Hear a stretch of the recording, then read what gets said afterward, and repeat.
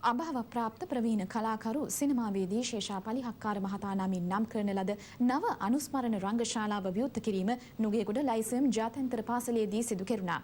ප්‍රවීණ කලාකරුවන් රැසක් මේ අවස්ථාවට එක්ව සිටියා. නව රංගශාලාව විවෘත කෙරුණේ ප්‍රවීණ කලාකරුවන් වන තිස්ස ලියනසූරිය සහ ජයම්පති පලිපාන යන මහත්වරුන් අතින්.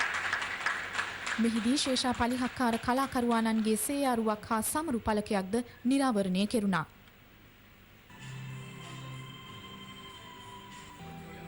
ඒ මහතා අභාව ප්‍රාප්ත වන විට මොහන්ලාල් ග්‍රේරු පදනම හරහා පවත්වාගෙන යමින් සිටි යොවුන් ප්‍රතිභා රංග පාඨමාලාව පැවතියේ එම රංගශාලාවේ වීම නිසා එය ඒ මහතා නමින් නම් කරනු ලැබුවා.